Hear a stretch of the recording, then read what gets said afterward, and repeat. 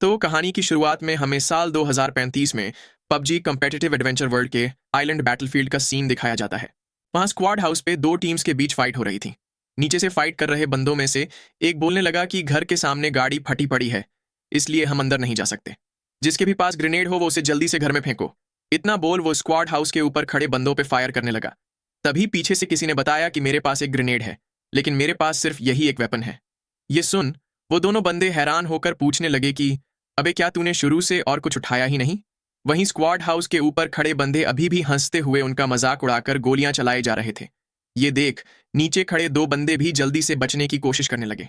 हमारा एमसी भी दीवार के पीछे छिपा उनकी गोलियों से बच रहा था। फिर वो सिचुएशन का अंदाजा लगाने के लिए हल्के से झांकने लगा, लेकिन तभी उन ऊपर खड़े बंदों ने उस पर गोलियां बरसा दी।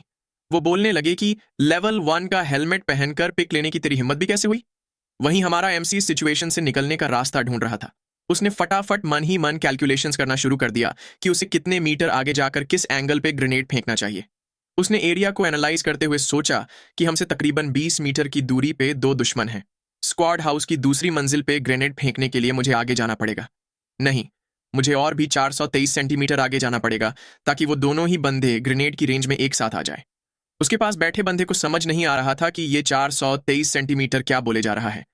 तभी उस पहले वाले बंदे ने उनके पास आते हुए कहा कि ये तो मुझे भी समझ नहीं आ रहा, लेकिन ये मरने से तो बेहतर ही है। मैं इस राउंड में तुम पर भरोसा करता हूं भाई, चलो चार्ज करते हैं। इतना बोल वो लोग स्क्वाड हाउस पर फिर से गोलियां चलाने लगे। हमारा एमसी भी इसका फायदा उठाकर तुरंत ही ग्रेनेड के साथ आगे बढ़ने लगा। वो तेजी से आगे बढ़ते हुए अपना डिस्टेंस कैलकुलेट कर रहा था। जैसे ही डिस्टेंस 423 सेंटीमीटर हुआ, उसने तुरंत ही रुककर अपने ग्रेनेड की पिन निकाल दी। वहां ऊपर खड़ा बंदा भी उसे देख चौंक गया, लेकिन एमसी ने बिना कोई वक्त गवाए तुरंत ही वो ग्रेनेड उन पर फेंक दिया। ये देख वो दोनों ही बंदे डरते हुए चिल्लाने लगे कि अब तो उनका खेल खत्म होने वाला है। एमसी के टीममेट्स भी ये देखकर खुशी से चिल्लाने लगे। उन्होंने तुरंत ही स्क्वाड हाउस पे रश करना शुरू कर दिया। लेकिन ग्रेनेड जब दूसरी मंजिल पे गिरने ही वाला था कि तभी किसी ने वहां का दरवाजा खोल दिया।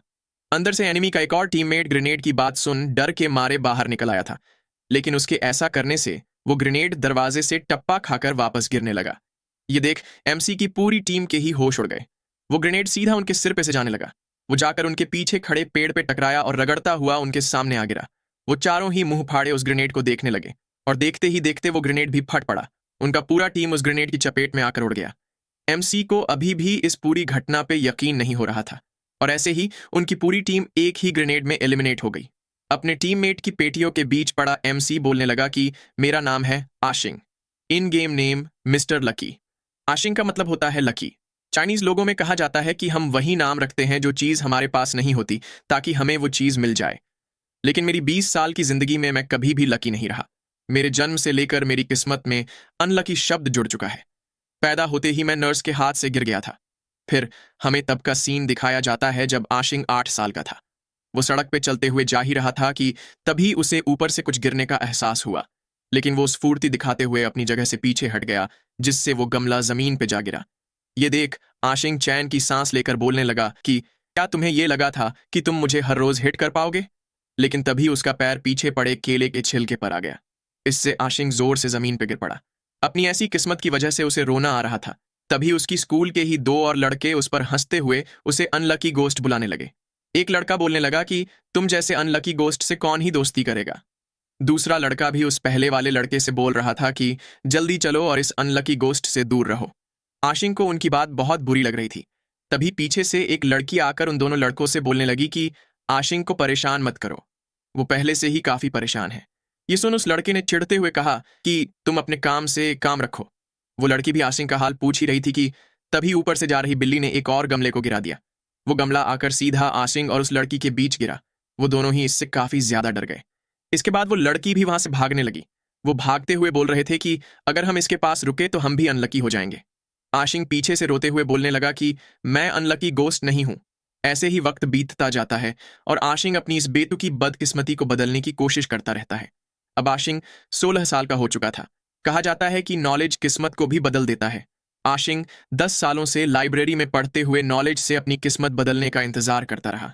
ऐसे ही वक्त बीतता गया और आशिंग की जिंदगी भी आगे बढ़ती रही और फाइनली उसे अपने नॉलेज का रिवॉर्ड मिल ही गया। तभी हमें आशिंग ग्रेजुएशन गाउन पहने भागकर कहीं जाता हुआ दिखाई देता है। दरअसल ये उसकी अवार्ड सेरेमनी का दिन था, लेकिन अपनी बदकिस्मती के चलते उसकी अलार्म क्लॉक खराब हो चुकी थी। 19 साल की यंग उम्र में ही Ashing world famous school alliance polytechnic से फिजिक्स और मैथमेटिक्स में डबल डॉक्टरेट पाने वाला सबसे यंगेस्ट लड़का बन गया। स्टेज से अनाउंसमेंट सुन आशिंग तालियों की गड़गड़ाहट के बीच आगे बढ़ने लगा। उसके डिग्री रिसीव करने पर पूरा हॉल फिर से तालियों की आवाज से गूंज उठा। आशिंग अब वो जीनियस बन चुका था जिसके बारे में हर कोई बात करता था। तभी कुछ लड़के आकर उसके सामने एक ग्रुप फोटो के लिए पोज देने लगे, लेकिन बदकिस्मती के चलते यहां भी आशिंग के मुंह पर उनका हाथ आ लगा। आशिंग इससे काफी इरिटेटेड हो चुका था, लेकिन उसे पता था कि इसमें वो कुछ नहीं कर सकता, इसलिए वो उतरा हुआ मुंह लेकर वापस जाने लगा। लेकिन तभी स्टेज की सीढ़ियों पे उसका पैर फिसल गया। देखते ही देखते वो गुलाटियां मारते हुए जमीन पे जा गिरा। बाकी स्टूडेंट्स भी उसका मजाक उड़ाते हुए उसके फोटोज लेने लगे। वहीं आशिंग रोते हुए बोल रहा था कि चाहे मैं कितना भी नॉलेज पालूं, लेकिन वो मुझे बचा नहीं सकता। उसके टीचर्स भी उसकी हालत देखने उसके पास आ गए। वहीं आशिंग बेहोश होते हुए सोच रहा था कि क्या मेरी ये बदकिस्मती कभी चेंज नहीं होगी। तभी सीन वापस से प्रेजेंट में पबजी प्लेयर अपार्टमेंट पे शिफ्ट होता है, जहां किसी का अलार्म बज रहा था। आशिंग का अलार्म जोर जोर से बजते हुए उसके मुंह पर ही नाच रहा था। आशिंग ने भी उठते हुए अलार्म बंद कर दिया। ब्रश करते हुए वो सोचने लगा कि मैं यहाँ पिछले दिन ही आया हूँ। फिर उसने मिरर में अपनी पीठ पे लगी इंजरीज देख सोचा कि ये तो बहुत ही हल्की चोटें हैं। मुझे तो लगा था कि ये काफी सीरियस घाव होंगे। मुझे यकीन नहीं हो रहा कि मैं ऑलरेडी एडवेंचर वर्ल्ड में आ चुका हूँ। चलो अभी घूमकर इस जगह को अच्छे से देख लेते हैं। इतना सोच वो उस जगह का मैप उठाकर अपार्टमेंट से बाहर एडवेंचर वर्ल्ड के लिविंग एरिया में जा पहुंचा। वहां काफी सारे लोग थे, जिनमें से ज्यादातर पबजी के बारे में ही बातें कर रहे थे। आशिंग भी इतनी बड़ी जगह देखकर इंप्रेस्ड हो चुका था। वो मैप देखते हुए एडवेंचर वर्ल्ड स्ट्रीट की ओर जाने लगा। थोड़ी ही देर में उसे वो जगह भी मिल गई। उसके सामने एक बड़ा सा ब्रिज था और ये ब्रिज जाता था पबजी कॉम्पिटिटिव एडवेंचर वर्ल्ड की ओर। फिर हमें 3 दिन पहले का यूनिवर्सिटी का सीन दिखाया जाता है। आशिंग अपने सामने पड़े ऑफर लेटर्स को देख बोल रहा था कि मुझे बहुत सारी फेमस कंपनीज से जॉब ऑफर्स मिली हैं। ये बाकियों को तो काफी अट्रैक्टिव लग सकता है, लेकिन मेरे जैसे एक्सट्रीमली अनलकी बंदे के लिए जॉब ढूंढने से ज्यादा जरूरी काम है अपना लक बदलकर जिंदा रहना। तभी पीछे से एक बंदा उससे पूछने लगा कि तुम अभी भी हेजिटेट क्यों कर रहे हो। आशिंग भी अपने मेंटोर को वहां देख सरप्राइज्ड हो गया। उसका मेंटोर उससे पूछने लगा कि मैंने तुम्हें काफी सारी अच्छी जॉब्स रिकमेंड करी थी, तो तुम अभी भी स्कूल में ही क्यों घूम रहे हो? क्या तुम्हें ऐसे ही मुफ्त की रोटियां तोड़नी है? आशिंग ने कहा कि बात ऐसी नहीं है। वो अपना टूटा हुआ हाथ दिखाकर रोते हुए बोलने लगा कि क्या आप इसे देख रहे हैं? मेरे साथ हो रही हर तरह की अनलकी चीजों की वजह से मुझे ऐसी इंजरीज महीने में 5 से 6 बार होती है। सीढ़ियों से गिरना, आसमान से चीजें गिरना, कहीं भी टकरा जाना एंड और भी बहुत कुछ। अब ऐसे में मैं जॉब करके क्या ही करूंगा? क्या इससे मेरी बदकिस्मती बदल जाएगी? क्या इससे मैं 30 साल की उम्र क्रॉस कर पाऊंगा? उसकी बातें सुन वो मेंटर सोचने लगा कि इसकी हालत तो काफी बुरी है, लेकिन मैं ये भी नहीं चाहता कि मेरा प्रिंसिपल से मिलने वाला बोनस इसकी बेरोजगारी की वजह से कम हो जाए। मुझे इस बंदे से छुटकारा पाने का कोई रास्ता ढूंढना ही होगा। तभी उसके दिमाग में कुछ आइडिया आया। वो अपने पीछे पड़े एक कागज को देख मुस्कुराते हुए सोचने लगा कि मेरे पास इसका सॉल्यूशन है। इतना सोच वो आशिंग से बोलने लगा कि एक टीचर की जिम्मेदारी जिंदगी भर के लिए होती है। तुम्हारी ऐसी बदकिस्मती देखकर इस टीचर को भी बहुत बुरा लग रहा है। हजारों किलोमीटर की जर्नी भी सिर्फ एक कदम से ही शुरू होती है। तुम्हें कुछ अचीव करने से पहले कुछ और पाना होगा। लोगों को किस्मत से नहीं हारना चाहिए, तुम्हें उसका सामना एक योद्धा की तरह करना चाहिए। इसलिए मैं सजेस्ट करूंगा कि तुम इस जगह पे जाकर देखो। आशिंग को उसकी बातें कुछ अजीब लग रही थीं। तभी मेंटोर ने उसके सामने पबजी चैंपियनशिप का पोस्टर रखते हुए कहा कि तुम्हें किस्मत नहीं बल्कि अपना विल पावर बढ़ाने की जरूरत है। मैं तुम्हें तुम्हारी टिकट के पैसे दे दूंगा। आशिंग भी पबजी चैंपियनशिप का पोस्टर देख सोच में पड़ गया। इसके बाद सीन वापस से प्रेजेंट में शिफ्ट होता है, जहां आशिंग एडवेंचर वर्ल्ड स्ट्रीट के सामने खड़ा था। वो बोलने लगा कि अगर ठीक से सोचा जाए तो क्या उस टकले ने मुझे ट्रिक किया है? तभी एक ट्रेन तेजी से चलती हुई वहां आ रुकी। उसमें से काफी सारे बंदे बाहर निकल आए। एक बंदा जोश जोश में बोल रहा था कि मैं 10 बंदे तो मारकर ही रहूंगा। उसके दोस्त ने उसे हकीकत से वाकिफ करवाते हुए कहा कि वो सब भूल जाओ, चलो साथ में कैंपिंग करते हैं। तभी बाहर आसमान में एक बड़ी सी एयरशिप आ खड़ी हुई। सारे लोग इतनी बड़ी एयरशिप देख काफी हैरान हो गए। तभी उस एयरशिप में से एक होलोग्राम प्रोजेक्ट होने लगा। वो होलोग्राम वाला बंदा मुस्कुराते हुए सबको पबजी की दुनिया में वेलकम करने लगा। उसने आगे कहा कि ये कॉम्पिटिटिव एडवेंचर वर्ल्ड अलायंस के द्वारा पूरी दुनिया के प्लेयर्स के लिए बनाया गया है। तुम लोग अपना टाइम अच्छे से एंजॉय करना। नीचे खड़े लोग भी उसे कैप्टन बुलाते हुए काफी खुश हो गए। तभी एक लड़की उनकी भीड़ के बीच से रास्ता बनाते हुए आगे बढ़ने लगी। तभी अचानक वो आशिंग से टकरा गई। वो अपना सामान उठाते हुए आशिंग से माफी मांगने लगी। उसने आशिंग से माफी मांगकर बताया कि मैं बैटलफील्ड में जाने के लिए थोड़ी जल्दबाजी में हूं। आशिंग भी उस लड़की को देख शर्मा गया। वो उसे कुछ जवाब देता उससे पहले ही वो लड़की फिर से आगे भागने लगी। तभी किसी ने चिल्लाकर कहा कि वो देखो, वहां गिली की अमेजिंग फुटेज चल रही है। ये सुन सारे लोग वहां लगी बड़ी स्क्रीन देख गिली का नाम चीर करने लगे। गिली कार 98 पे 8x लगाकर किसी पे निशाना लगा रही थी। थोड़ी ही देर में निशाना लगाकर उसने गोली भी चला दी। वो जाकर सीधा एक एनिमी के सिर में लगी। ये देख गिली मुस्कुरा उठी। बाहर उसका गेम प्ले देख रहे लोग भी उसके नाम का नारा लगाने लगे। दरअसल ये एक प्रो स्क्वाड के मेंबर्स थे। सबसे पहला था वो होलोग्राम वाला बंदा जिसे लोग कैप्टन नाम से बुलाते हैं। उसके बाद है ये लड़की जो कि स्नाइपिंग में माहिर है। ऑलिवर नाम का एक टीममेट उनको सपोर्ट देता है और विक्टर नाम का बंदा क्लोज रेंज में एक्सपर्ट है। इस जगह पे लोग अपनी फाइटिंग विल को ट्रेन कर सकते हैं। वो अपनी जिंदगी के सपने रियलाइज कर सकते हैं।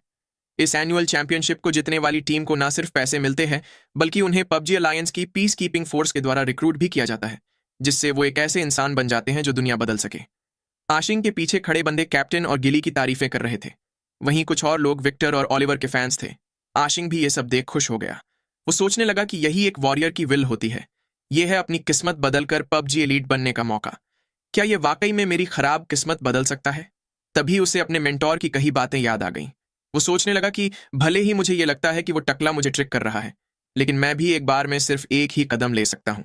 अननोन चीज डिसअपॉइंटमेंट से हमेशा बेहतर होती है। तभी उसके पेट से भूख के मारे आवाज निकल आई।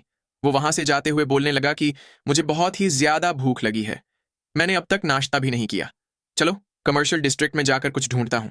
इतना सोच वो कमर्शियल डिस्ट्रिक्ट में जा पहुंचा। वो मन ही मन बोलने लगा कि इस जगह पे लोग अपनी जिंदगी की सारी जरूरतें पूरी कर सकते हैं, लेकिन हमारा बैटल रिकॉर्ड हमारी जिंदगी की क्वालिटी को डायरेक्टली अफेक्ट करता है। हर कंपटीशन में रजिस्ट्रेशन करने के लिए फी लगती है। अगर कोई अच्छी पोजीशन पे ना पहुंचे तो उन्हें कोई प्राइज मनी नहीं मिलती। और जो लोग गेम में मारे जाते हैं उन्हें भी असल में काफी दर्द फील होता है। अगर मेरी बात की जाए तो मैं एक नूब हूं जिसने अभी तक एक भी चिकन डिनर नहीं जीता। जिंदगी एक पहाड़ पे लगी रस्सी पे चलने के बराबर है। ये बहुत ही ज्यादा मुश्किल है। इतना सोच उसने अपने सामने दिखाई दे रही विंडो को टच कर लिया। ऐसा करते ही उसमें से कोई चीज तेजी से बाहर निकल आई। ये देख आशिंग काफी डर गया। तभी उस विंडो में से निकला वो चिकन बोलने लगा कि मेरा नाम है फोटोन चिकन और मैं पबजी कम्पिटिटिव एडवेंचर वर्ल्ड का प्रमोशनल एम्बेसडर हूं। आशिंग भी एक बोलता हुआ चिकन देख सरप्राइज्ड हो गया। उस चिकन ने आगे बताया कि इस बार मैं तुम्हें कुछ जरूरी चीज याद दिलाने आया हूं। आशिंग ने भी उससे उस चीज के बारे में पूछा। वो चिकन उसे बताने लगा कि अगर तुमने अगले दिन तक चिकन डिनर नहीं जीता तो तुम अपना किराया नहीं दे पाओगे। तुम ब्रेकफास्ट में भी सिर्फ नल का पानी ही पी पाओगे। ये सुन आशिंग ने भी उतरे हुए चेहरे के साथ कहा कि मुझे अपनी जिंदगी की उदासी दिखाने के लिए थैंक यू। फिर उस चिकन ने कहा कि तो चलो तुम ट्रेनिंग आइलैंड जाकर अपनी फील्ड को इंप्रूव करो और खुद को हथियारों से फैमिलियराइज करो। पॉइंट्स लेने के लिए यह बहुत ही जरूरी है। ट्रेनिंग आइलैंड की बात सुन आशिंग कंफ्यूज हो गया। ये देख चिकन ने उसे बताया कि प्लाजा से होते हुए जाओ और वहां वेस्ट की ओर चले जाना। ट्रेनिंग आइलैंड वहीं है। चलो अब मेरी सर्विस कंप्लीट हुई। मैं तुमसे अगली बार मिलूंगा। इतना बोल फोटोन चिकन वहां से गायब हो गया। आशिंग ने भी उसकी कही बातों पर गहराई से सोचा। फिर वो रोते हुए खुद को मिला वो सूखा ब्रेड खाने लगा। इसके बाद आशिंग एडवेंचर वर्ल्ड प्लाजा पे जा पहुंचा। वहां की भीड़ देख वो सोचने लगा कि यहां इतने सारे लोग क्या कर रहे हैं। उसके आसपास से गुजर रहे लोग पबजी के बारे में ही बात कर रहे थे। जब आशिंग अंदर पहुंचा तो वो हैरान रह गया। वहां एक बड़े से स्टेज के सामने काफी सारे लोग खड़े चीयरिंग कर रहे थे। दरअसल ये लोग उसी प्रो स्क्वाड का गेम प्ले देख रहे थे। तभी किसने कहा कि अरे ये तो आशिंग है ना। ये सुन आशिंग भी पीछे मुड़कर देखने लगा। तभी सबसे पीछे बैठा बंदा हंसते हुए उसे बुलाने लगा।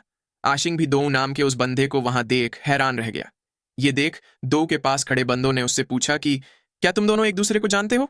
दो ने बताया कि पिछले दिन मेरा सबसे पहला राउंड इसी लड़के के साथ था। एक तो ये गेम खेलने में भी बुरा है और ऊपर से ये अनलकी भी है। ये बस बाकी लोगों को फ्री पॉइंट्स देता है। क्या मैंने सही कहा ना मनहूस? ये सुन आशिंग उसे कुछ जवाब नहीं दे पाया। दो ने आगे कहा कि जरा इसे देखो। इतना बोल उसने अपना रैंक ओपन कर लिया जो कि सिल्वर पे था। वो आशिंग से बोलने लगा कि हम दोनों पिछले दिन यहां लगभग एक ही वक्त पे आए थे, राइट? लेकिन मैं ऑलरेडी सिल्वर पे पहुंच चुका हूं जबकि तुम अभी भी ब्रॉन्ज में ही पड़े हो।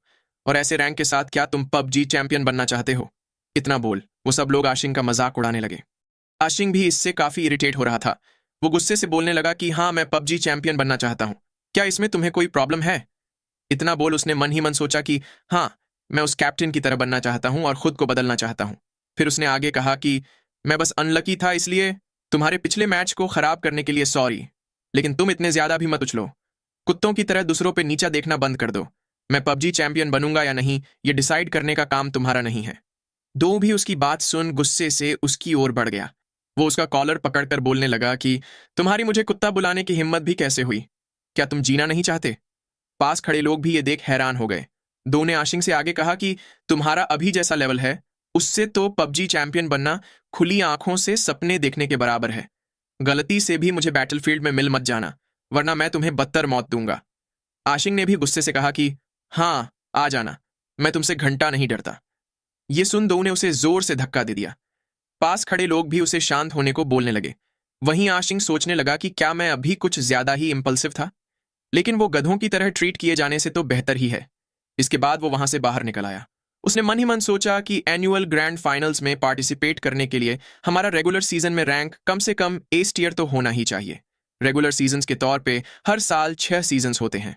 मैं अभी यहाँ आया हूँ और सीजन 2 खत्म होने में बस कुछ ही दिन बचे हैं, और मैं अभी भी सिर्फ ब्रॉन्ज में ही हूँ। मैं बहुत ही पीछे हूँ।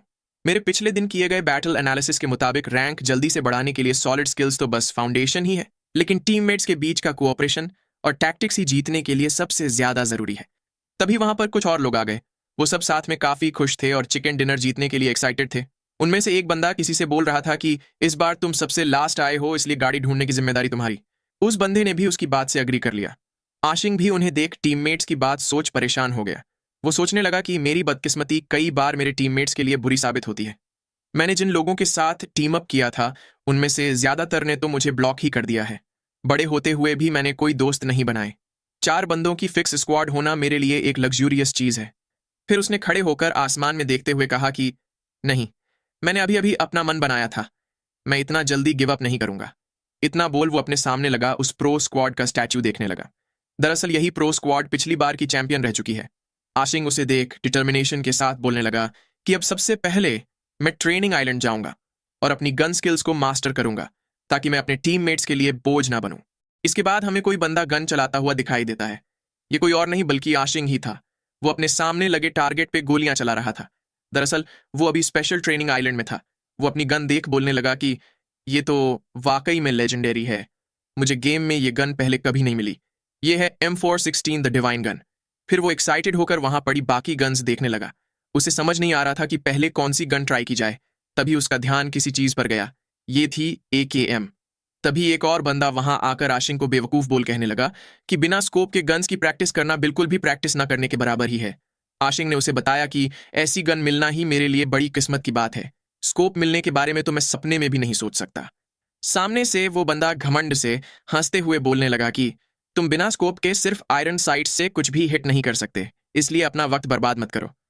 ये सुन आशिंग ने उसकी बात नकारते हुए कहा कि अगर हम आयरन साइट से अच्छे से प्रैक्टिस करें तो हम सिर्फ उससे भी हर शॉट हिट कर सकते हैं। उसकी बात सुन उस बंदे ने 2 ग्रेनेड्स दिखाते हुए पूछा कि तो क्या तुम शर्त लगाना चाहते हो?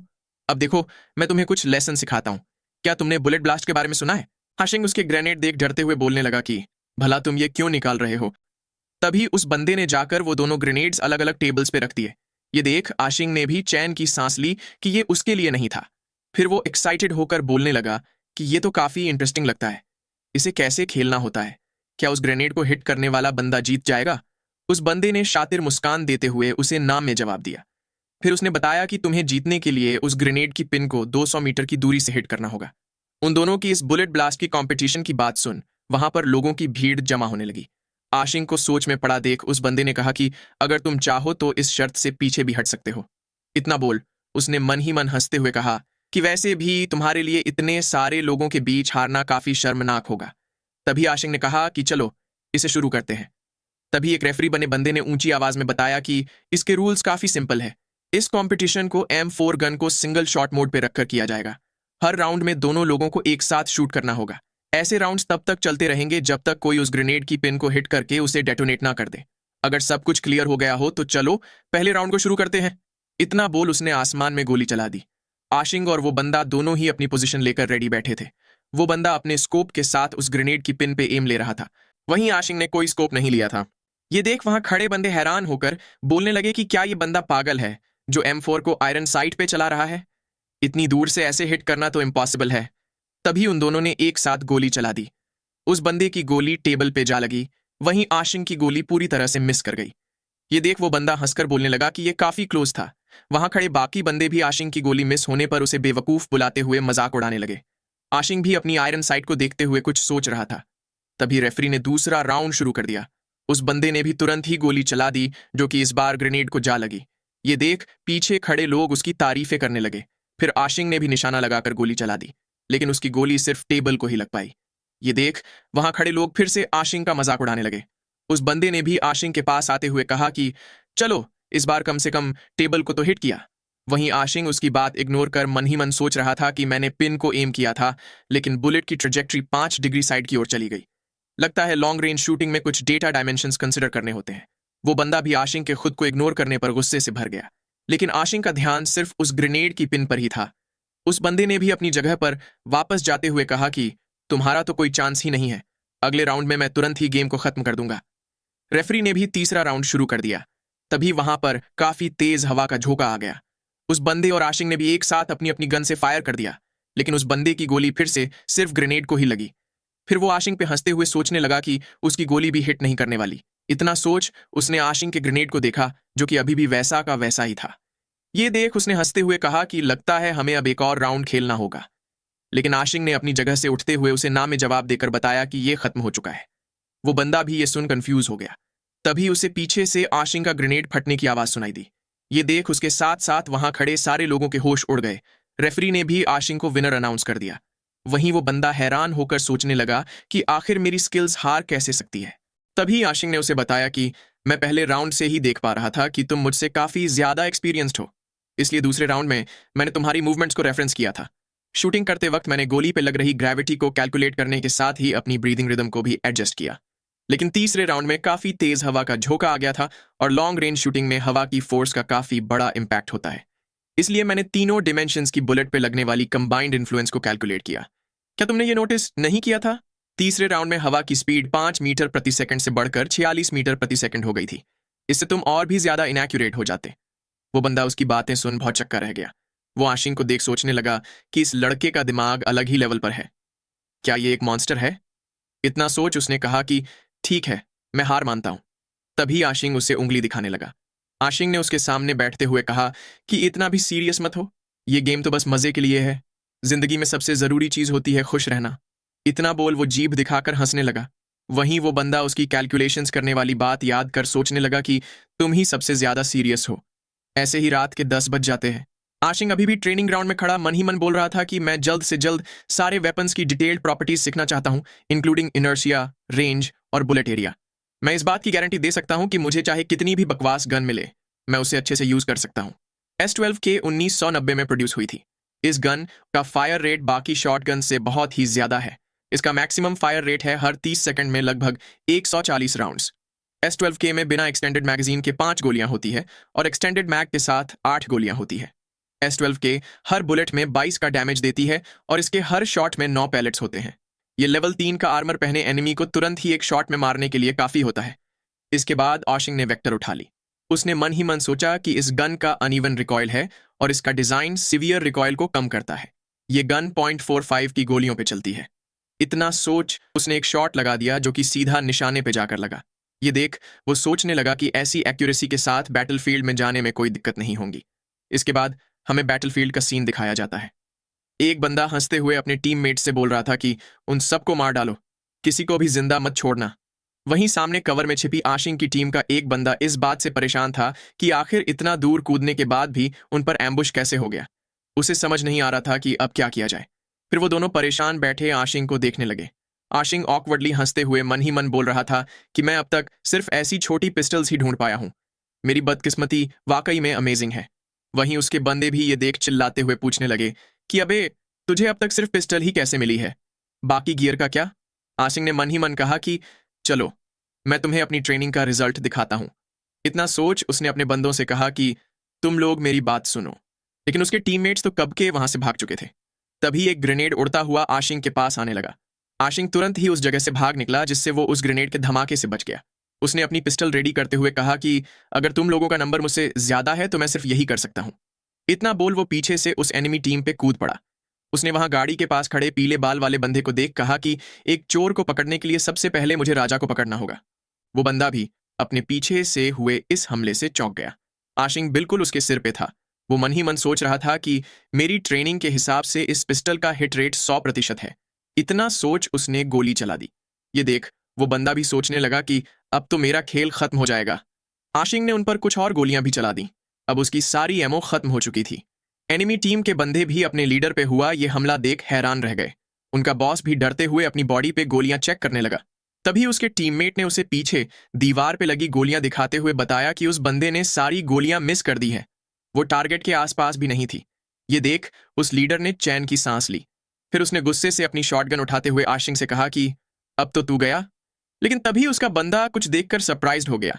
आशिंग वहां से गायब हो चुका था। लीडर ने अपने टीममेट से पूछा कि वो किधर गया। उसके बंदे ने बताया कि वो उन पत्थरों के पीछे जा छिपा है। ये सुन लीडर ने गुस्से से भरते हुए कहा कि मैं उसके टुकड़े कर दूंगा। तभी उसके टीममेट ने उसे रुकने को बोलते हुए कहा कि हमें सेफ रहने के लिए उसे घेर कर मारना चाहिए। इतना डिसाइड कर वो लोग आशिंग को घेरने लगे। वहीं पत्थर के पीछे छिपा आशिंग सारे शॉट्स मिस होने से परेशान था। उसने देखा कि दो बंदे उसे घेरने आ रहे हैं। दाईं ओर वाले बंदे के पास S1897 है जिसमें 5 गोली होती है। उसने अब तक रिलोड नहीं किया, इसलिए उसके पास सिर्फ 2 गोली ही बची है। तभी उस लीडर ने पिक ले रहे आशिंग पर फिर से फायर कर दिया। आशिंग ने आगे सोचा कि उसकी गन की मेन खासियत है उसका डैमेज। क्लोज रेंज में उसका एक शॉट गारंटीड किल होता है। वहीं दूसरे बंदे के पास है वेक्टर जो कि क्लोज रेंज किलर है। आशिंग परेशान होकर बोलने लगा कि 2 बंदों के साथ लड़ना और वो भी सिर्फ पिस्टल के साथ बिल्कुल भी आसान नहीं होगा। लेकिन मैं पैनिक नहीं कर सकता, इसका जरूर कोई सोल्यूशन होगा। तभी उसके दिमाग में कुछ आइडिया आया। वो लीडर भी अब उसके पास पहुंच चुका था। लेकिन तभी वो लोग आशिंग को कान दबाए नीचे बैठा देख कंफ्यूज हो गए। वो लीडर आशिंग का फेंका स्टन ग्रेनेड देख चौंक गया। आशिंग अपनी आंखें बंद किए मन ही मन बोल रहा था कि स्टन ग्रेनेड, जिसे कि फ्लैशबैंग भी कहा जाता है, वो एक थ्रोवेबल आइटम है जो कि कान बहरे कर देने वाली आवाज और तेज रोशनी के साथ अपने आसपास खड़े लोगों को डिसोरिएंट कर देता है। हालांकि इससे कोई परमानेंट डैमेज नहीं होता, लेकिन बैटलफील्ड जो कि कॉन्स्टेंटली चेंज होती रहती है, वहां एक पल की ब्लाइंडनेस भी बाजी बदलने के लिए काफी होती है। तभी वो फ्लैशबैंग से अंधे हो चुके दोनों बंदे आशिंग को गालियां देते हुए चारों ओर अंधाधुन गोलियां चलाने लगे। आशिंग भी मौका पाकर रेडी हो ही रहा था कि तभी एक गोली उसके कंधे को छूकर निकल गई। वो सोचने लगा कि फ्लैशबैंग का इफेक्ट ज्यादा देर तक नहीं रहता। क्लोज रेंज में इसके लगने पर इसका इफेक्ट ज्यादा से ज्यादा 10 सेकंड तक ही रहता है। लेकिन मैं इसके लिए तैयार था, इसीलिए मुझ पर इसका इफेक्ट इन दोनों बंदों से काफी कम है। इतना सोच उसने उछलते हुए उस लीडर पर गोली चला दी, लेकिन वो गोली भी मिस हो गई। ये देख आशिंग सोचने लगा कि लेकिन ट्रेनिंग ग्राउंड में तो मैं दूर के टारगेट भी कंसिस्टेंटली हिट कर पा रहा था, तो फिर अब क्लोज रेंज में मैं मिस कैसे कर रहा हूं। इतना सोच उसने उस लीडर पे और भी गोलियां चला दी, लेकिन वो सारी मिस हो गई। ये देख आशिंग को खुद की बदकिस्मती पे यकीन नहीं हो रहा था। उसकी गोलियां भी अब खत्म हो चुकी थीं। ये देख उसने वहां से भागते हुए सोचा कि अभी फ्लैश बैंग का इफेक्ट कुछ और देर तक रहेगा, इसीलिए मुझे यहां से निकल लेना चाहिए। तभी उन दोनों बंदों पे भी फ्लैश बैंग का इफेक्ट कम होने लगा। उस लीडर ने अपने बंदे से आशिंग के बारे में पूछा तो उसके बंदे ने भी दूर भाग रहे आशिंग की लोकेशन बता दी। वो लोग तुरंत ही आशिंग का पीछा करने लगे। उस लीडर ने अपने पीछे कवर कर रहे बंदे को भी आशिंग का पीछा करने के लिए कहा। वहीं आगे खड़े आशिंग के टीममेट्स आशिंग को ऐसे भागते हुए आता देख पूछने लगे कि आखिर यहां चल क्या रहा है। तभी आशिंग ने चिल्लाते हुए उन्हें भागने को कहा। उस पर पीछे से काफी सारी गोलियां बरसाई जा रही थीं। ये देख उसके तीनों टीममेट्स के होश उड़ गए। आशिंग ने सामने की ओर इशारा कर बताया कि देखो, वहां पर एक गाड़ी पड़ी है, जल्दी से उसे पकड़ लो। इतना बोल वो मन ही मन सोचने लगा कि अगर मैं गाड़ी तक पहुंच जाऊं तो अभी भी मेरे बचने का काफी अच्छा चांस है। उसके टीममेट्स भी गाड़ी में बैठ चुके थे। पीछे बैठा टीममेट जल्दी से ड्राइवर को गाड़ी चलाने के लिए बोलने लगा। उसने चिल्लाते हुए कहा कि अगर तुम अभी नहीं निकले तो हमारी गाड़ी फोड़ दी जाएगी। उस आशिंग के बारे में मत सोचो। ये सुन उस ड्राइवर ने भी बिना आशिंग को लिए ही गाड़ी दौड़ा दी। आशिंग पीछे से चिल्लाते हुए उन्हें रुकने को बोल रहा था, लेकिन उसके टीममेट्स ने उसकी एक नहीं सुनी। वो उसे छोड़कर ही वहां से निकल लिए। ये देख आशिंग कांपते हुए कुछ सोचने लगा। उसने डिटर्मिनेशन के साथ कहा कि भले ही सिर्फ मैं ही बचा हूं, लेकिन मैं सारे एनिमीज से अकेला ही लड़ लूंगा। तभी एनिमी की पूरी टीम उसके सामने एक साथ आ खड़ी हुई। ये देख आशिंग रोते हुए उनसे बोलने लगा कि प्लीज मेरे मुंह पे मत मारना, लेकिन सामने से एनिमी के लीडर ने अपने टीममेट्स को आशिंग के मुंह पे ही एम लेने को बोला। उसके टीममेट्स भी वही कर रहे थे। आशिंग के ऊपर काफी सारी गोलियां चलाई जा रही थीं। तभी एक गोली उसकी गर्दन को छूते हुए निकल गई। इससे आशिंग कराहते हुए सोचने लगा कि यह बहुत ही ज्यादा दर्द कर रहा है। मैं अब और नहीं भाग सकता। इतना बोलते हुए वो जमीन पे गिर पड़ा। तभी उस एनिमी के लीडर ने उसके मुंह पे पैर रख दिया। वो पूछने लगा कि क्या तू खुद को ज्यादा टफ समझता है? तेरे टीममेट्स कहाँ गए? क्या उन्होंने तुझे अबैंडन कर दिया? आशिंग भी दर्द के मारे कांपते हुए उसकी बातें सुन रहा था। उस लीडर ने हंसते हुए आगे कहा कि लगता है तुझे बचाने कोई नहीं आने वाला। तभी उसका एक बंदा आशिंग को मारने के लिए आगे बढ़ाया, लेकिन लीडर ने उस बंदे को रोक दिया। उसने एक क्रोबार निकालते हुए कहा कि इस कचरे पे गोलियां बर्बाद करने की कोई जरूरत नहीं है। इतना बोल उसने आशिंग पे उस क्रोबार से हमला कर दिया। आशिंग भी क्रोबार लगने के बाद रोने लगा। वो एलिमिनेट हो रहा था। वो अपनी बंद हो रही आंखों से उस एनिमी टीम को देखने लगा। उसने मन ही मन कहा कि ऐसे टीममेट्स जो एक दूसरे पे भरोसा करते हो वो मेरे लिए एक लग्जूरियस चीज है। इसके बाद हमें पास्ट का सीन दिखाया जाता है। ये एक जंगल होता है। वहां पेड़ों पे काफी अलग अलग टाइप के इंसेक्ट्स रेंग रहे थे। तभी किसी ने उस इंसेक्ट को पकड़ लिया। आशिंग एक्साइटेड होकर उस इंसेक्ट को देखने लगा। तभी किसी ने उसे आवाज लगाई। आशिंग की मां ने उसे अपने पीछे आने को कहा। आशिंग भी दौड़ते हुए अपनी मां के पास जाने लगा, लेकिन तभी एक पत्थर से पैर लगने से वो मुंह के बल जमीन पे गिर पड़ा। उससे वो इंसेक्ट भी उसके हाथ से छूटकर उड़ गया। ये देख आशिंग उदास होकर बोलने लगा कि राइनोसिरस बीटल भाग गया। उसकी मां ने बताया कि इस हंटिंग ग्राउंड में बहुत सारे राइनोसिरस बीटल्स हैं, इसीलिए तुम कोई दूसरा पकड़ लेना। तभी आशिंग की नजर किसी चीज पर पड़ी। दरअसल वो अपनी मां के पीठ पे लगी गन को देख रहा था। उसकी मां ने वो गन दिखाते हुए बताया कि ये तुम्हारे दादाजी की है। इसका नाम है AKM। ये सुन आशिंग खुश होकर बोलने लगा कि ये तो बहुत ही कूल है। क्या दादाजी पहले भी आपको हंटिंग करने लाया करते थे? उसकी मां ने उसे हाँ में जवाब दिया और बताया कि जैसे हम अभी आए हैं वैसे ही मैं भी दादाजी के साथ आया करती थी। तभी प्रेजेंट में आशिंग का अलार्म जोर जोर से बज उठा। इससे वहां रखी आशिंग की अपनी मां के साथ की तस्वीर नीचे गिरने लगी, लेकिन आशिंग ने उसे तुरंत ही कैच कर लिया। वो उस तस्वीर को ध्यान से देखने लगा। ये उसकी अपनी मां के साथ हंटिंग करते वक्त की फोटो थी। ये देख उसे अपनी मां की याद आ गई। वो उस तस्वीर को साइड में रख सोच में पड़ गया। तभी कोई दरवाजा खोल उसे हैंडसम बॉय बुलाते हुए पूछने लगा कि अभी तुम्हारा किराया देने का दिन है। तुम ये मत सोचना कि तुम सिर्फ हैंडसम हो इसलिए किराया दिए बिना बच जाओगे, वरना। ये सुन आशिंग खुद की इज्जत बचाने की कोशिश करते हुए बोलने लगा कि मैं जल्द ही तुम्हें किराया भेज दूंगा। ये सुन उस लेडी ने भी हंसकर दरवाजा बंद करते हुए कहा कि मैं तुम्हारा इंतजार करूंगी। आशिंग ने भी उसके जाने के बाद चैन की सांस ली। फिर वो पूरी डिटर्मिनेशन के साथ अपने बेड से उठ खड़ा हुआ। उसने डिसाइड कर लिया था कि अब तो वो चिकन डिनर लेकर ही रहेगा। तभी उसका पैर एक केबल में फंस गया। इससे आशिंग फिर से मुंह के बल जमीन पे गिर पड़ा। इसके बाद हमें दोपहर का सीन दिखाया जाता है। एयरप्लेन में बैठे लोग जमीन पे गिरे आशिंग को देख बातें कर रहे थे कि कोई इतनी सीधी जमीन पे कैसे गिर सकता है। एक बंदे ने बताया कि मैंने सुना है ये बंदा काफी अनलकी है। आशिंग भी उनकी बातें सुन खड़ा होकर आगे बढ़ने लगा। वो जाकर एक खाली सीट पर बैठ गया। तभी माइक में से अनाउंसर ने सबको दी आइलैंड बैटलफील्ड पे वेलकम करते हुए बताया कि तुम 100 स्पेशल फोर्सेस के सोल्जर्स 4 बंदों की 25 टीम्स में डिवाइडेड हो। जो भी टीम आखिरी विक्ट्री जीतेगी उसे सबसे ज्यादा रिवॉर्ड्स और पॉइंट्स दिए जाएंगे। तुम लोगों ने बैटल रेडीनेस के लेवल 1 में एंटर कर लिया है। अब तुम लोग आगे बढ़ सकते हो। वहीं बैठा आशिंग भी मन ही मन बोलने लगा कि ये सीजन 2 का आखिरी मैच है। हमने खुद पर नैनो कंस्ट्रेंट बैटल सूट पहन रखा है। सारे बैटल इफेक्ट्स और सेंसेशंस इसी से सिमुलेट होते हैं। ये हमें गहरे घावों से बचाता है, लेकिन फिर भी हमें दर्द तो उतना ही होता है जितना हकीकत में डैमेज होने पर होता। लेकिन इसकी वजह से मेरी बदकिस्मती के चलते मेरी कोई भी हड्डी नहीं टूटी। क्या ये मेरे लिए एक ब्लेसिंग है? तभी पीछे से किसी ने उसे बुलाया। उसका टीममेट नंबर 3 मुंह बनाए उसे ही देख रहा था। आशिंग ने भी उन्हें देख सोचा कि मैं काफी नर्वस हो गया था। मुझे जल्दी से खुद को अपने टीममेट से फैमिलियराइज करना होगा। इतना सोच उसने अपने टीममेट्स को बताया कि मेरा नाम आशिंग है। मुझे तुम लोगों से मिलकर खुशी हुई। तभी वो बंदा उसे देखकर चिल्लाने लगा। वो परेशान होकर बोलने लगा कि तुम तो वही लेजेंडरी बदकिस्मती के बादशाह आशिंग हो ना। आशिंग ने उसके पास जाकर हंसते हुए कहा कि मैंने एक्सपेक्ट नहीं किया था कि तुम मुझे जानते होंगे। लेकिन तभी उस बंदे ने मैच ही क्विट कर लिया। ये देख उनकी एक और टीममेट परेशान होकर बोलने लगी कि इसने तो क्विट कर लिया। क्या इसे पॉइंट्स नहीं चाहिए थे? आशिंग भी उस टीममेट की हरकत देख हैरान हो चुका था। तभी उनके तीसरे बचे हुए टीममेट ने ऊंची आवाज में मिलिट्री बेस चिल्लाना शुरू कर दिया। वो प्लेन में बैठे बाकी बंदों से बोलने लगा कि अगर तुम मर्द के बच्चे हो तो मिलिट्री बेस पे आकर मुझसे लड़ाई करो। ये सुन बाकी लोगों में भी मिलिट्री बेस पे जाने के लिए भसड़ मच गई। एक और बंदे ने भी चिल्लाते हुए कहा कि जो भी मिलिट्री बेस नहीं आया वो 1 नंबर का कायर होगा। आशिंग और वो लड़की भी उनकी भसड़ देख हैरान रह गए। आशिंग ने अपने उस टीममेट के पास जाकर बताया कि भाई हमारा एक बंदा मैच क्विट कर दिया है। उस बंदे ने कहा कि हाँ मुझे पता है। तो उसमें दिक्कत की क्या बात है? आशिंग ने उसे समझाने की कोशिश करते हुए कहा कि बाकी सब लोगों के पास पूरे 4 बंदों की स्क्वाड है, जबकि हम सिर्फ 3 ही लोग हैं। अगर हमने ऐसे हालात में मिलिट्री बेस उतरकर फाइट ली तो हमारे जीतने के चांस ऑप्टिमिस्टिकली भी सिर्फ 1.5% ही है। तभी कुछ फील करके उसके होश उड़ गए। उसके टीममेट ने उन्हें मिलिट्री बेस के ऊपर ही प्लेन से बाहर फेंक दिया था। वो बंदा कूदने से पहले बाकी बंदों को चिढ़ाते हुए बोलने लगा कि क्या तुम लोगों की यहां कूदने में चड्डी गीली हो रही है?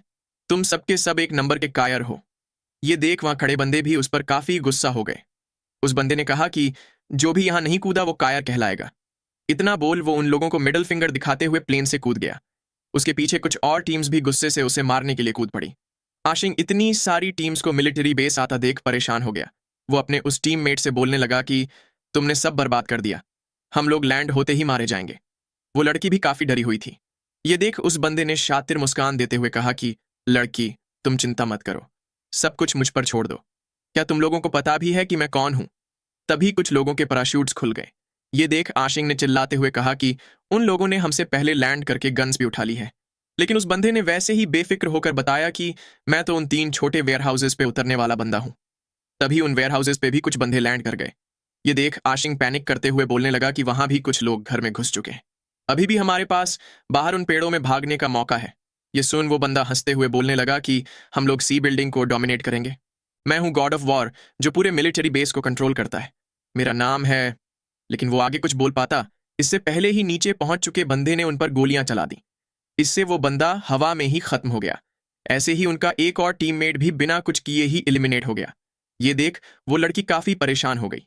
वो नीचे खड़ी टीम अभी भी उन पर गोलियां चलाई जा रही थी। उस लड़की ने आशिंग से पूछा कि अब हमारे जीतने के चांसेस कितने हैं?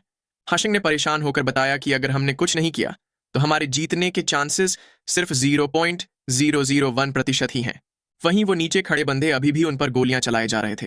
आशिंग उन्हें देख सोचने लगा कि बिना वेपन्स के वहां उतरने का तो कोई चांस ही नहीं है, क्योंकि हम तुरंत ही मारे जाएंगे। अभी हम जमीन से 23 मीटर ऊपर है। उस तरफ एक और बंदा भी लैंड कर रहा है। लेकिन अगर मैं उससे पहले उतर सकूं तो अभी भी मैं वहां पड़ी गन पहले उठा सकता हूं। इसका मतलब कि मेरे पास सरवाइव करने का चांस है। इतना सोच उसने पीछे आ रही लड़की को बताया कि हमारे पास अभी भी टाइम है, तुम बस मुझे फॉलो करो। उस लड़की ने भी आसिंग की बात मान ली। उस दूसरे बंदे को भी अपने पीछे कुछ महसूस हुआ। तभी वो आसिंग को अपने साथ आता देख चौंक गया। आसिंग नीचे पड़ी गन को पहले उठाने के लिए पूरी तरह से डिटरमिन्ड था। उसने तुरंत ही अपने पैराशूट का बेल्ट खोल दिया। ये देख वो लड़की भी उसे क्रेजी बोलने लगी। थोड़ी ही देर में आशिंग नीचे गिर पड़ा। वो बंदा भी भागते हुए उस गन को लेने आ रहा था, लेकिन वो गन से थोड़ा दूर था। ये देख आशिंग ने हंसते हुए कहा कि मैं जीत गया। लेकिन तभी उसकी शूलेस खुल गई और वो मुंह के बल जमीन पे गिर पड़ा। इस मौके का फायदा उठाकर उस बंदे ने तुरंत ही वहां पड़ी यूएमपी उठा ली। उसने हंसते हुए वो गन आशिंग के सिर पे तान दी। वो आशिंग को बेवकूफ बोलकर गन की ट्रिगर दबाने लगा, लेकिन उसमें से गोली नहीं चली। तभी उस बंदे को रियलाइज हुआ कि वो गोलियां उठाना तो भूल ही गया। तभी आशिंग ने अपने हाथ में पकड़ी .45 की गोलियां दिखाई। वो मुस्कुराते हुए बोलने लगा कि अच्छा हुआ मैंने इसे ले लिया। वो बंदा भी तुरंत ही वो गोलियां लेने के लिए उसकी ओर झपट पड़ा, लेकिन आशिंग ने उसे डॉज करते हुए पूछा कि हलवा समझा है क्या? इतना बोल वो वहां से भागने लगा। ये देख उस पीछे खड़े बंदे ने चिल्लाते हुए अपनी एवेंजर्स की टीम को असेंबल होने के लिए बोला। आशिंग भी कुछ लोगों को वहां आता देख परेशान हो गया। वो 3 बंदे एकदम स्टाइल से एंट्री मारकर उसके सामने खड़े हो गए। ये देख आशिंग परेशान हो गया। वो उनकी गोलियों से बचते हुए किसी को भागने के लिए बोलने लगा। उसकी टीममेट जो कि शॉटगन उठा रही थी वो भी ये देख हैरान हो गई। आशिंग तुरंत ही उसका हाथ पकड़कर भागने लगा। तभी पीछे से चल रही गोलियों में से एक उस लड़की के ड्रेस को चीरती हुई निकल गई। आशिंग ने उसे कहा कि अभी ड्रेस की चिंता मत करो और बस भागने पे ही ध्यान दो। लेकिन तभी पीछे से उस लड़की ने उसे रुकने को बोला। आशिंग ने पीछे देखा तो वो लड़की गुस्से से उबल रही थी। वो गुस्से से पूछने लगी कि मेरा स्कर्ट फाड़ने की जुर्रत किसने की? वो बंदे भी उसकी बात सुन कंफ्यूज हो गए। ये देख उनके लीडर ने उन्हें डांटते हुए कहा कि इसमें डरने की कोई बात नहीं है, वो तो बस एक लड़की ही है। लेकिन तभी उस लड़की ने उसे शॉटगन से उड़ा दिया। वो हवा में ही उड़ते हुए एलिमिनेट हो गया। उसकी पेटी सीधा पीछे दीवार में जा लगी। ये देख आशिंग और बाकी तीनों बंदे भौचक के रह गए। आशिंग सोचने लगा कि लगता है ये लड़की प्रो है। लगता है इस बार मैं चिकन डिनर ले पाऊंगा और मेरा किराया भी कवर हो जाएगा। तभी वो लड़की पीछे मुड़कर बोलने लगी कि मुझे बहुत ही डर लग रहा है। आशिंग भी ये देख सरप्राइज्ड हो गया। वो बंदे भी अब उसकी हरकतों से इरिटेट हो चुके थे। आशिंग ने उस लड़की से कहा कि तुम तो अभी काफी स्ट्रांग थी ना, क्या तुम वैसा फिर से नहीं कर सकती? ये सुन वो लड़की भी गुस्सा हो गई। तभी आशिंग ने चौंकते हुए कहा कि वो देखो वहां से बॉम्बर प्लेन आ रहा है। ये सुन वो बंदे भी अपने पीछे देखने लगे, जिसका फायदा उठाकर आशिंग उस लड़की के साथ भाग निकला। तभी आसमान से बॉम्ब गिरने लगे। इससे उस लड़की की गोलियां नीचे गिर गईं। आशिंग ने उसे आगे भागने को बोलते हुए कहा कि तुम उसकी चिंता मत करो। तभी एक बॉम्ब बिल्कुल उनके पीछे आ फटा, लेकिन आशिंग ने उस लड़की को कवर करके बचा लिया। फिर वो लोग वापस से आगे भागने लगे। ऐसे ही थोड़ी देर में वो लोग भागते हुए मिलिट्री बेस के पीछे वाले समंदर किनारे जा पहुंचे। अगर आप में से किसी ने पबजी नहीं खेल रखा तो ये रहा इरेंगल का मैप। जब भी किसी जगह का नाम मेंशन किया जाए तो आप यहां आकर इस मैप को देख सकते हैं। इसका टाइम स्टैम्प भी आपको डिस्क्रिप्शन में मिल जाएगा। वहीं वो लड़की आशिंग से पूछने लगी कि तुम खुद अकेले ही क्यों नहीं भाग गए? मुझे बचाने के चक्कर में हम दोनों ही मारे जाते। तुमने ऐसा क्यों किया? आशिंग ने उसे बताया कि ये एक प्लेयर का गेम नहीं है। मैं ऐसे ही तुम्हें मरते हुए नहीं देख सकता, क्योंकि हम दोनों टीममेट्स हैं। वो लड़की भी आशिंग की बात सुन इम्प्रेस हो गई। उसने आशिंग की ओर हाथ बढ़ाते हुए कहा कि चलो एक दूसरे को और जानते हैं। मेरा नाम है यूरिका। मैं इस गेम को सीजन 1 से खेल रही हूँ। मुझे यहाँ लड़ाई करते हुए ऑलमोस्ट आधा साल हो चुका है। मैं एक वेटरन हूँ। आशिंग ने भी उसकी ओर हाथ बढ़ाते हुए बताया कि मेरा नाम आशिंग है और मैं यहाँ नया हूँ। वो मन ही मन सोचने लगा कि ये लड़की 2 सीजन से खेलने के बाद भी अभी तक ब्रॉन्ज में कैसे है। इतना सोच उसने उस लड़की से हाथ मिला लिया। फिर यूरिका ने आगे पूछा कि वैसे तुम यहाँ कम्पीट करने क्यों आए हो? आशिंग ने बताया कि ये बड़ी लंबी कहानी है। कहा जाता है कि पबजी चैंपियन बनने से हमारी दुनिया बदल जाती है। मुझे उम्मीद है कि मैं भी अपनी किस्मत बदल सकूं। ये सुन यूरिका ने भी मुस्कुराते हुए कहा कि किस्मत बदलना डेफिनेटली पॉसिबल है। फिर आशिंग ने उससे पूछा कि वैसे तुम यहाँ क्यों आई हो?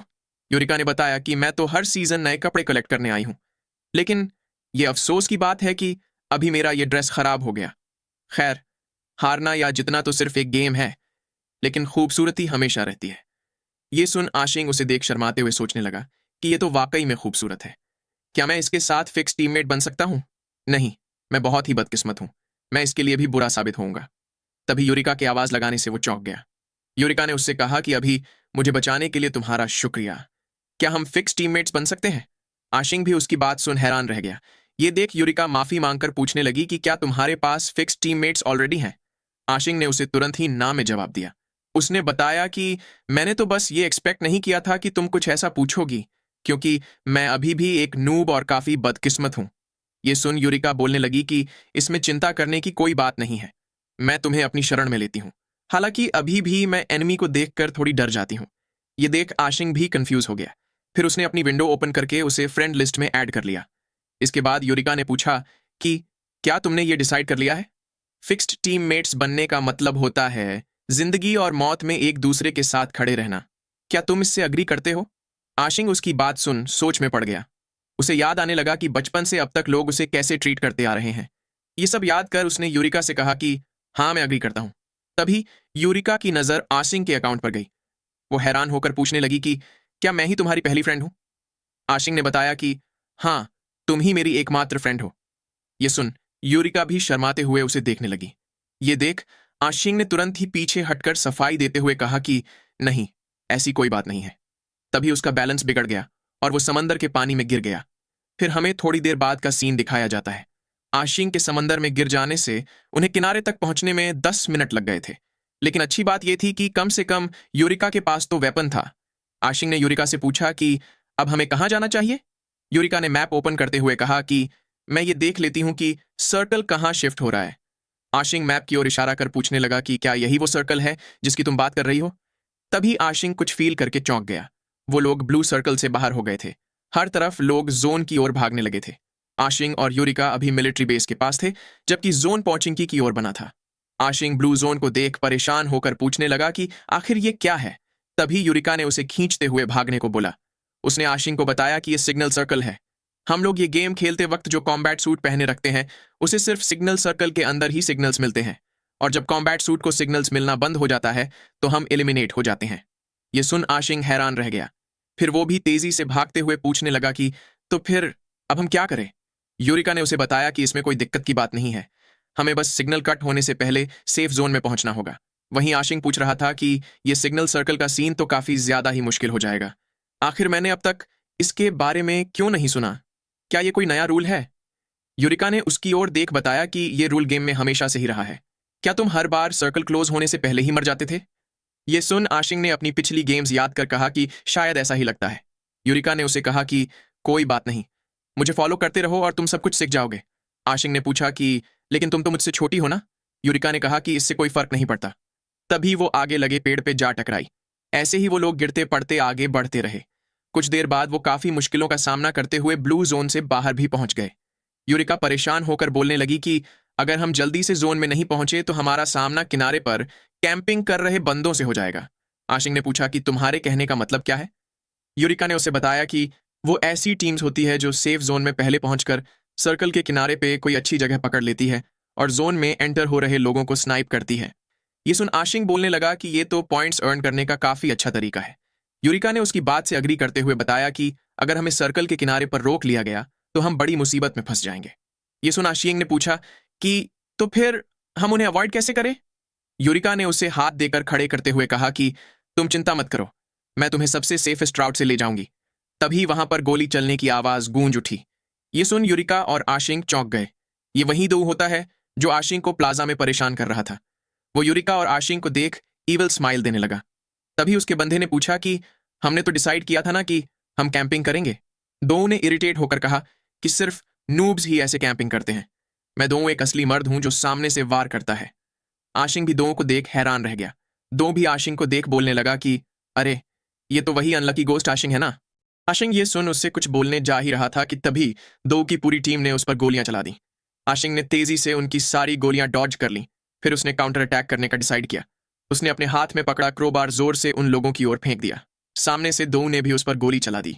ये गोली सीधा उस क्रोबार को लगी और वो क्रोबार वापस से आशिंग के मुंह पर ही आ लगा। ये देख आशिंग फिर से रोने लगा। तभी दो उसके सामने आ खड़ा हुआ। उसकी पूरी टीम ने उन्हें घेर लिया था। दो आशिंग से बोलने लगा कि मैंने तुमसे कहा था ना कि कभी मुझे बैटलफील्ड पे मिल मत जाना। अब अगर हम मिल ही गए हैं तो मुझे भी तुम्हें हेवन पहुंचा देना चाहिए। तभी कोई बाइक लेकर उनके ऊपर आ गया। दो भी उसे देख चौंक गया।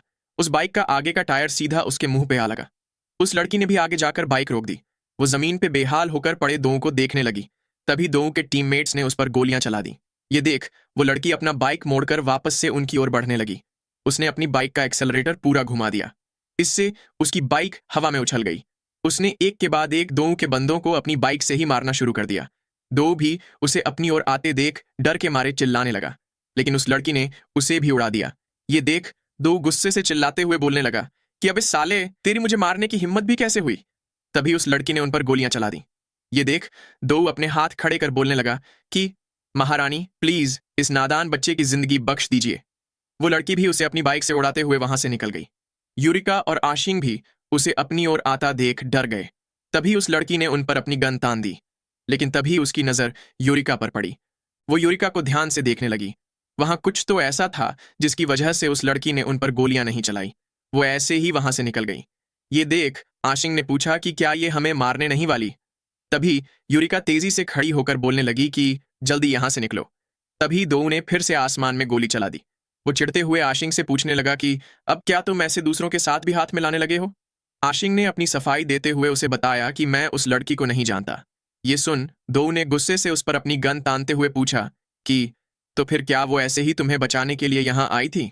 इतना बोल उसने चिल्लाते हुए अपने टीममेट्स को आशिंग को मारने का ऑर्डर दिया। उसके टीममेट्स भी ये सुन आशिंग की ओर बढ़ पड़े। दो ने अपनी गन रिलोड करते हुए कहा कि इस बार मैं तुझे नहीं छोड़ूंगा। इतना बोल वो सब लोग आशिंग की ओर बढ़ने लगे। आशिंग ने मन ही मन सोचा कि हमारे पीछे कोई कवर नहीं है। हम दोनों के पास मिलाकर बस एक बिना गोली वाली शॉटगन ही है। इतना सोच उसने यूरिका से कहा कि वो लोग मुझे मारने आ रहे हैं, इसलिए तुम यहां से निकल जाओ। लेकिन यूरिका वैसे ही खड़ी रही। ये देख आशिंग ने चिल्लाते हुए कहा कि जल्दी यहां से जाओ। अगर तुम अभी नहीं गई तो बाद में बहुत देर हो जाएगी। हम दोनों को यहां ऐसे मरने की कोई जरूरत नहीं है। तुम जल्दी से जाओ और कोई गन पकड़ो। तभी यूरिका मुंह फुलाकर बोलने लगी कि तुम्हें ऐसे हीरो बनने की कोई जरूरत नहीं है। क्या हमने डिसाइड नहीं किया था कि हम टीममेट्स की तरह ही साथ में झेंगे और साथ में ही मरेंगे। आशिंग उसे समझाने की कोशिश करने लगा, लेकिन यूरिका ने अपनी गन निकालते हुए कहा कि इसमें कोई दो राय नहीं है। इतना बोल उसने अपनी गन से आसमान में गोली चला दी। ये देख दो की टीम भी चौंक गई। तभी यूरिका ने उंगली दिखाते हुए दो को आवाज लगाई। दो भी ये देख थोड़ा परेशान हो गया। उसने तुरंत ही आगे बढ़ना बंद कर दिया। यूरिका भी उनकी ओर बढ़ रही थी। फिर अचानक से वो दो के आगे क्यूट एक्ट करते हुए बोलने लगी कि तुम तो बहुत ही कूल हो। ये देख आशिंग के होश उड़ गए। वहीं दो यूरिका की बात से शर्माकर पूछने लगा कि क्या तुम मुझे कह रही हो। यूरिका ने अपना एक्ट जारी रखते हुए कहा कि प्लीज इतने भी फियर्स मत हो। मुझे ये गेम खेलते हुए बस थोड़ा ही टाइम बीता है। मुझे तो लगा था कि ये कोई ड्रेसअप वाली गेम होगी। मैंने सोचा नहीं था कि यहाँ सब लोग ऐसे ही मारपीट करते हैं। ये बहुत ही रूड है।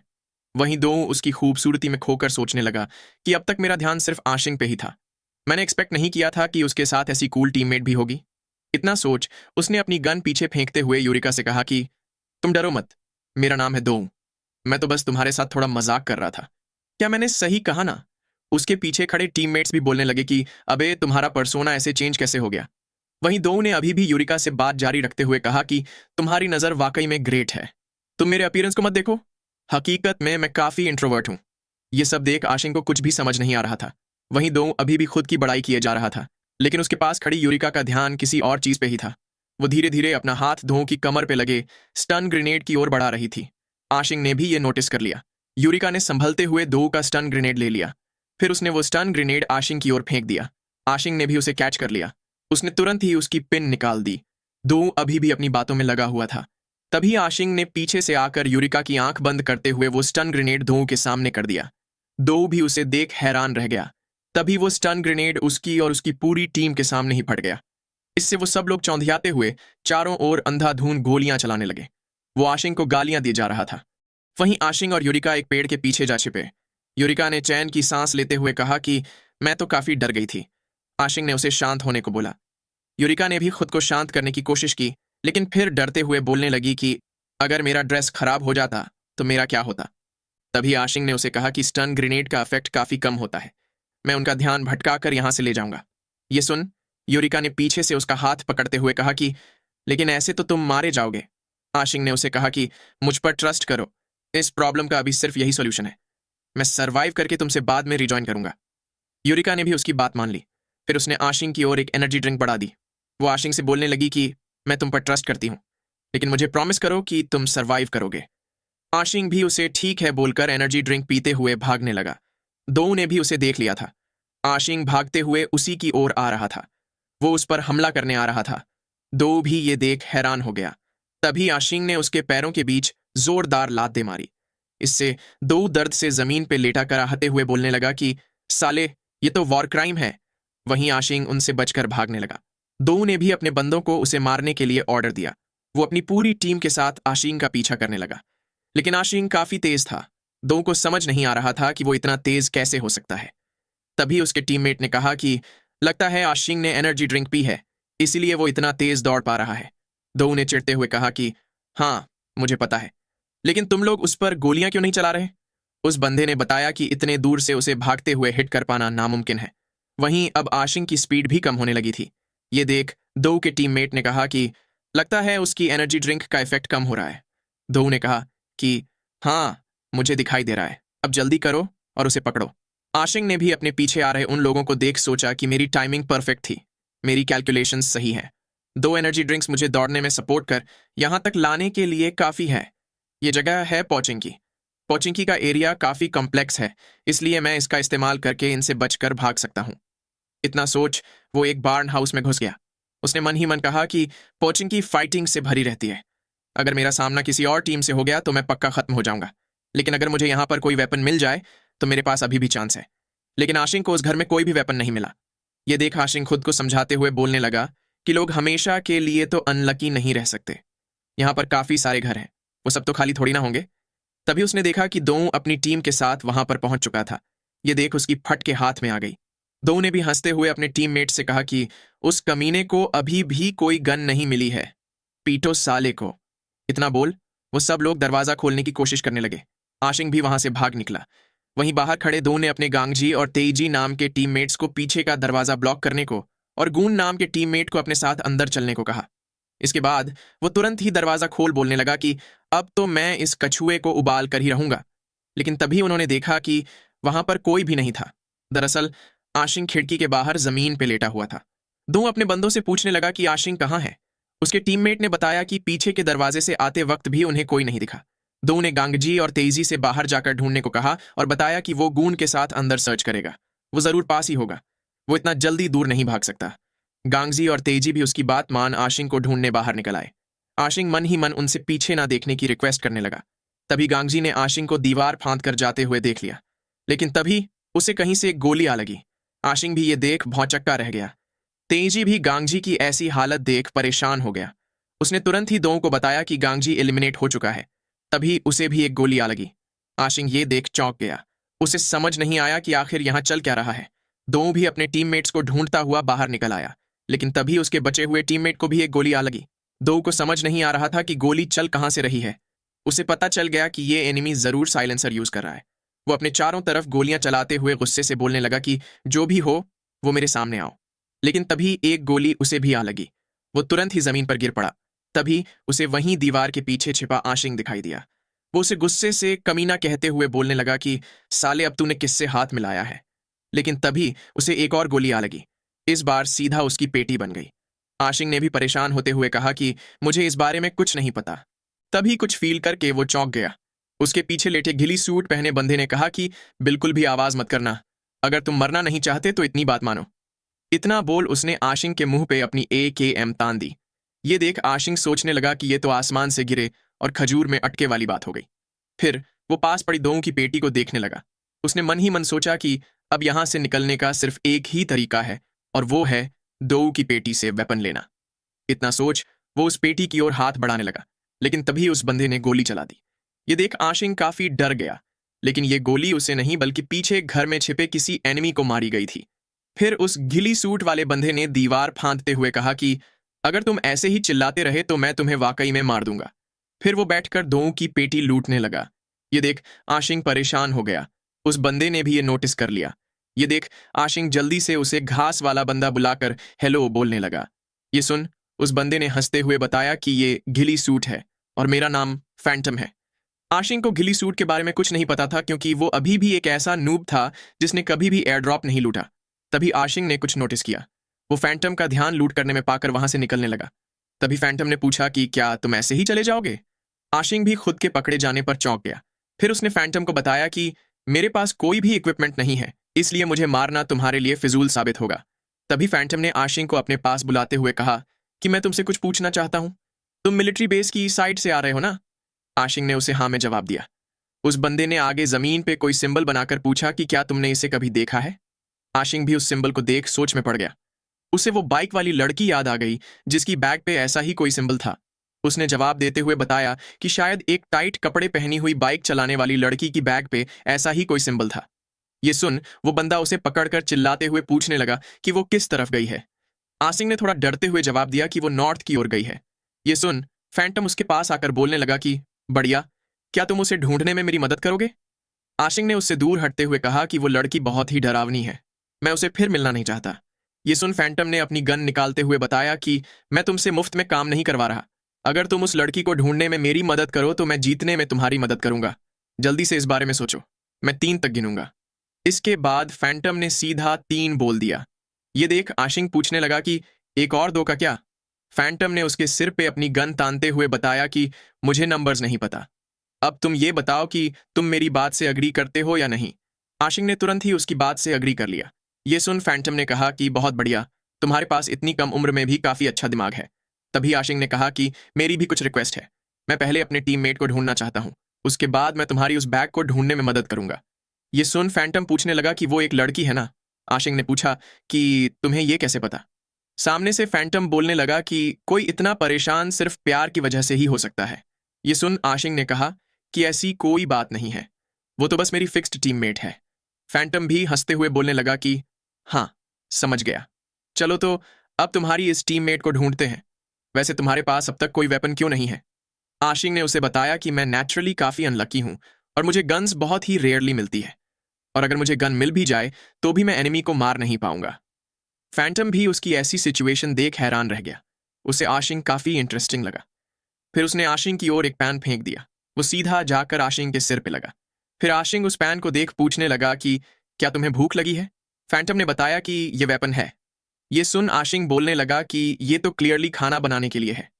फैंटम ने कहा कि तुम इसे जल्द ही समझ जाओगे, अब से तुम कैप्टन हो। अगर कोई भी पूछे तो बोल देना कि तुम कैप्टन हो, समझे। इतना बोल फैंटम आगे बढ़ने लगा। तभी आशिंग ने उसे बताया कि मुझे नहीं पता कि मेरी टीममेट किस तरफ है। ये सुन फैंटम इरिटेट होकर बोलने लगा कि अबे यार जरा मैप खोलकर तो देख। इतना बोल उसने मैप ओपन कर दिया। आशिंग को यह काफी फैसिनेटिंग लगा। इसके बाद वो लोग वहां से निकल गए। वो गिरते पड़ते एनिमीज से बचकर आगे बढ़ने लगे। तभी उन्हें एक जगह यूरिका का शू दिखाई दिया। ये देख फैंटम ने कहा कि शायद तेजी से दौड़ते वक्त उसका शूज निकल गया होगा। आशिंग ने उसकी बात नकारते हुए बताया कि यूरिका कभी भी अपने कपड़े या शूज नहीं घुमा सकती, उसके साथ जरूर कुछ हुआ है। ये सुन फैंटम ने मैप देखते हुए बताया कि चिंता मत करो, वो अभी भी घूम रही है, इसका मतलब कि वो जिंदा है। वैसे वो कौन सा वेपन चला रही है? आशिंग ने बताया कि उसके पास S686 है, लेकिन उसकी गोलियां नहीं है। फैंटम ने वहां लगे पेड़ पे गोलियों के निशान देख कहा कि तभी यहां बुलेट मार्क्स हैं। तभी उसकी नजर पास ही खड़ी बग्घी पर गई। वो तुरंत ही उसकी ओर भागने लगा। पीछे से आशिंग ने पूछा कि तुम कहाँ जा रहे हो? फैंटम ने गाड़ी में बैठते हुए कहा कि अगर तुम सरवाइव करना चाहते हो तो जल्दी से गाड़ी में बैठो, हम तुम्हारी टीममेट को बचाने जा रहे हैं। इतना बोल उसने आशिंग को बिठाकर बग्घी दौड़ा दी। उसने आशिंग से मैप देखने में मदद करने के लिए कहा। वहीं पीछे से आशिंग पूछ रहा था कि लेकिन आखिर यूरिका के साथ हुआ क्या है? फैंटम ने गाड़ी चलाते हुए कहा कि अभी सिर्फ रास्ते पे ध्यान दो। ये सुन आशिंग भी उसे डायरेक्शन दिखाने लगा। तभी उसने देखा कि मैप पे कोई रेड सर्कल अपीयर हो रहा था। फैंटम ने पूछा कि क्या हुआ, लेकिन आशिंग उसे अच्छे से एक्सप्लेन नहीं कर पाया। तभी आसमान से बॉम्ब गिरने लगे। ये देख फैंटम ने गाड़ी की स्पीड और भी तेज कर दी। वो बग्घी को बॉम्ब से बचाते हुए तेजी से आगे बढ़ रहा था। वहीं पीछे आशिंग भी मुश्किल से गाड़ी पकड़े लटका हुआ था। ऐसे ही वो लोग रेड जोन के बीच आगे बढ़ने लगे। फैंटम के पूछने पर आशिंग भी उसे डायरेक्शन बता रहा था। तभी उनकी गाड़ी के पीछे एक बॉम्ब फटा और वो लोग हवा में उड़ गए। थोड़ी ही देर में वो लोग वापस जमीन पे आने लगे। आशिंग ने कहा कि ये मैंने पहली बार रेड जोन सरवाइव किया है। फैंटम को भी ऐसी बॉम्बिंग काफी क्रेजी लग रही थी। ये देख आशिंग ने कहा कि मैंने बोला था ना कि मैं अनलकी हूं, ये तो तुम्हारी किस्मत है कि हम बच गए। तभी आसमान से और बॉम्ब गिरने लगे। ये देख फैंटम डरकर भागते हुए पूछने लगा कि आखिर ये हो क्या रहा है? इसके बाद हमें 2 साल पहले का पास्ट का सीन दिखाया जाता है। जंगल में हंटिंग करने आए आशिंग को उसकी माँ बता रही थी कि हंटिंग करना सिर्फ आंखों का ही खेल नहीं है। ये एनिमल्स नेचुरली खतरों से भरे एनवायरनमेंट में पैदा हुए हैं, इसलिए अगर तुम केयरफुल नहीं रहे तो तुम ही अपने दुश्मन का अगला मील बन जाओगे। लेकिन साउंड एक ऐसी चीज होती है जिसे छिपाया नहीं जा सकता। अपनी आंखें बंद करो और एनवायरनमेंट को फील करो। तुम्हें इस अंधेरे की दुनिया में क्या सुनाई दे रहा है?